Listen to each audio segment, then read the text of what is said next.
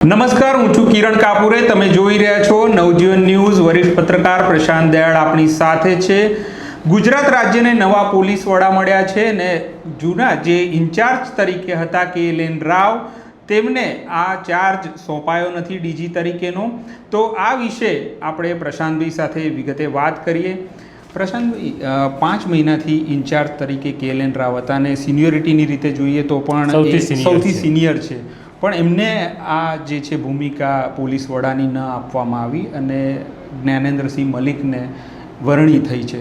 આ વિશે પહેલી પ્રતિક્રિયા. સૌથી પહેલાં તો એવું છે કે કિરણ, KLN રાવને કાયમી ડીજી બનાવવાને લઈને સરકાર પહેલેથી જ કન્ફ્યુઝનમાં હતી. વિકાસ સહાય નિવૃત્ત થઈ ગયા, એના પછી KLN રાવ ડીજી થાય એવી પૂરી શક્યતાઓ હતી, પરંતુ સરકારે કોઈ પણ કારણસર વિકાસ સહાયને 6 મહિના એક્સટેન્શન આપી દીધું.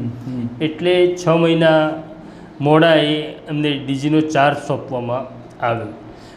KLN રાવ એક જેલમાં લાંબો સમય રહ્યા, એટલે કે જેલના DGP તરીકે. એમનો કાર્યકાળ જોઈએ તો KLN રાવનો કાર્યકાળ થોડા ઘણા અંશે વિવાદાસ્પદ રહેલો છે. એમને અમુક વખત એક્ઝિક્યુટિવ પોસ્ટિંગ મળ્યા છે, પરંતુ બહુ ઓછા મળ્યા છે KLN રાવને એક્ઝિક્યુટિવ પોસ્ટિંગ. જેલની અંદર એમણે લગભગ 4-4.5 વર્ષ સુધી ગુજરાતની જેલોના વડા તરીકે એમણે કાર્યભાર સંભાળ્યો અને અત્યારે પણ એમની પાસે એ ચાર્જ છે, હવાલો છે. CID ક્રાઇમ બ્રાન્ચનો પણ હવાલો એમની પાસે છે ને DGP તરીકે પણ એમને કાયમી ન કર્યા.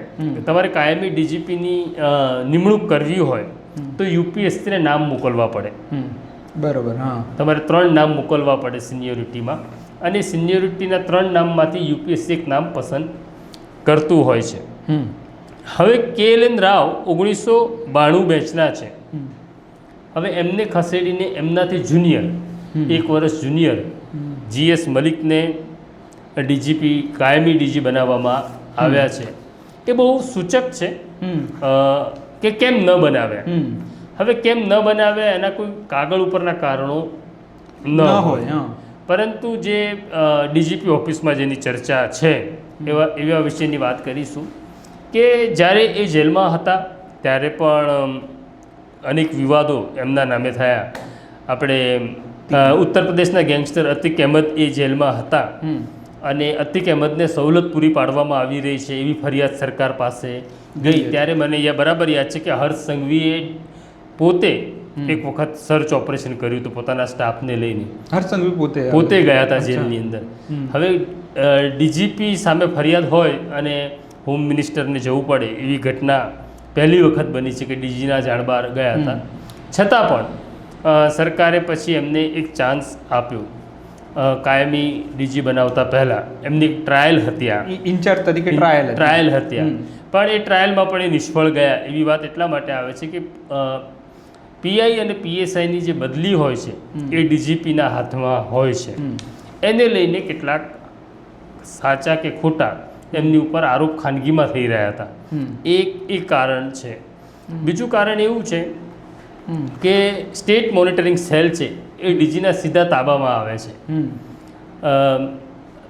તાજેતરમાં જ એક એવી ઘટના ઘટી હતી KLN Rao DG incharge DG થયા પછી કે SMC વડોદરાની અંદર એક રેડ કરે છે અને એ વડોદરામાં રેડ કર્યા પછી દારૂનો મોટો જથ્થો પણ પકડાય છે.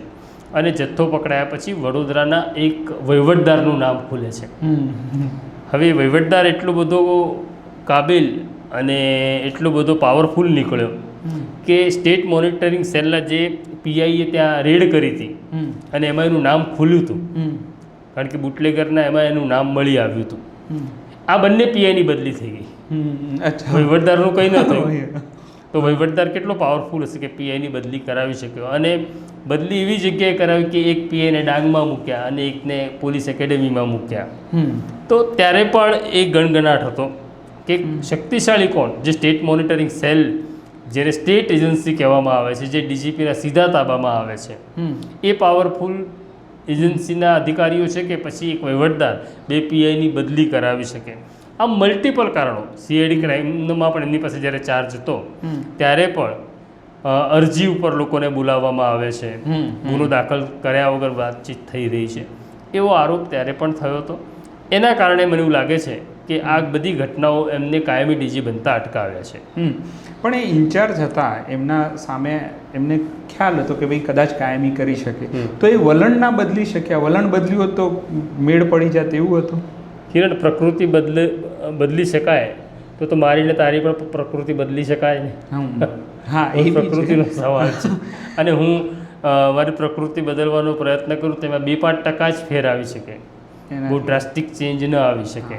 પણ એક સરકાર સાથે સરકારની એક નીતિ હોય છે, એ છુપી હોય કાં તો કાગળ પર હોય, એક વરઘોડો કાઢવાની વાત હતી ને એમણે પછી એનાથી મને લાગે છે કે વિરુદ્ધ એક નિવેદન મને એવું લાગે છે કે વિરુદ્ધ નહોતું. એમને ઘણા બધા અધિકારીઓ પણ મને એવું કીધું કે જે રીતના પોલીસ સરઘસ કાઢી રહી તેને એમણે એક પરિપત્ર કર્યો કે સરઘસ કાઢવું આરોપીનું એક કાયદાની બહારની વસ્તુ છે ને આવું ન કરવું, એના કારણે એમને ખસેડે. તો હું માનું છું એવું નથી. એવું છે કે ગુજરાત હાઈકોર્ટની અંદર એક મેટર ચાલી રહી હતી PIL તરીકે, જેમાં પોલીસ આ પ્રકારના સરઘસ કાઢે છે. હવે જ્યારે પોલીસ સામે આવી સુનાવણી ચાલી રહી હોય ત્યારે એનું જે એફિડેવિટ કરવાનું આવે છે DGPએ કરવાનું આવે, એટલે DGP પછી રોંગ બોક્સમાં મુકાઈ જાય એવી સ્થિતિ તો DGP કોઈ નિર્માણ ન કરે ને. એટલે હાઈકોર્ટ ઠપકો આપે અથવા હાઈકોર્ટ કોઈ એક્શન લે એની પહેલાં એમણે આ પરિપત્ર કરી દીધું. અને આ પરિપત્ર કંઈ નવો નથી, આ સુપ્રીમ કોર્ટની ગાઈડલાઇન્સ છે કે આરોપી પકડાય ત્યારે એની સાથે કેવો વ્યવહાર કરવાનો છે. એ ગાઈડલાઇન્સ એમણે ફરી યાદ કરાવી હતી, એટલી જ વાત. હા, બરાબર. પણ મને એવું લાગે છે કે માની લો કે એ કારણ હોય તો એમણે તો પછી સરકારને પૂછ્યા વગેરે પરિપત્ર કર્યો છે. અચ્છા, હા, એ કારણ. અને IPSની લાંબી કારકિર્દી હોય, તમે KLN રાવ હોય કે, તો એમાં રાજકારણીઓ સાથેનો નાતો બહુ ઇમ્પોર્ટન્ટ બને છે એમની બઢતી કે એના માટે. ચોક્કસ. એટલે જે DGP બને છે એ સરકારનો ભરોસાલાયક અધિકારી તો હોવો જ જોઈએ. અને મને એવું લાગે છે કે KLN રાવ સરકારનો ભરોસો જીતવામાં નિષ્ફળ ગયા. બરાબર. અને એ નિષ્ફળતાને કારણે એમને હટવું પડ્યું, એટલે હટાવી દેવામાં આવશે હવે. અને એમને હવે ક્યાં મૂકવામાં આવે, પ્રશ્ન એવો છે.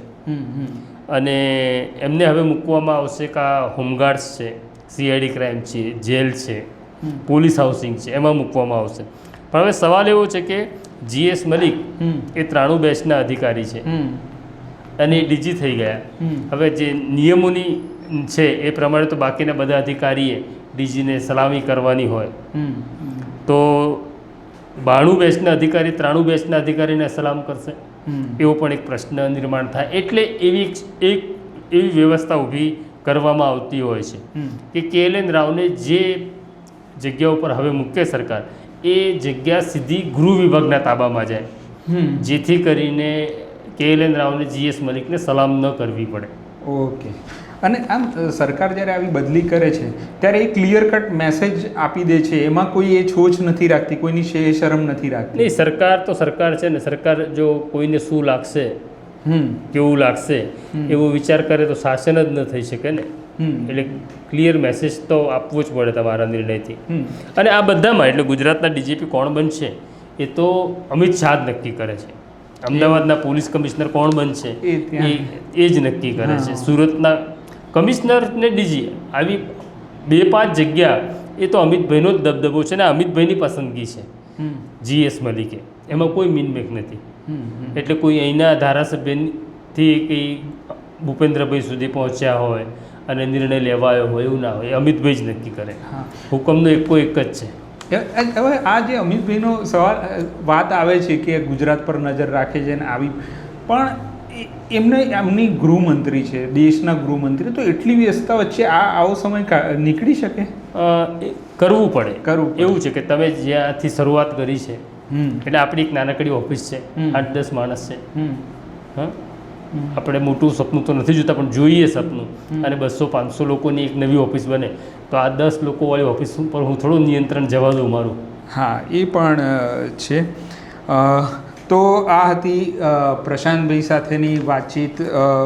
જે કંઈ KLN રાવને જે ઇન્ચાર્જ પોલીસ વડા હતા તેમને હવે એ પદ નથી મળ્યું કાયમી.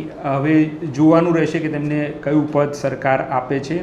આ ચર્ચા તમને કેવી લાગી તે વિશે અમને જરૂરથી જણાવશો અને અમારી ચેનલને જરૂરથી સબસ્ક્રાઈબ કરશો. અત્યારે મને અને પ્રશાંતભાઈને રજા આપશો. નમસ્કાર.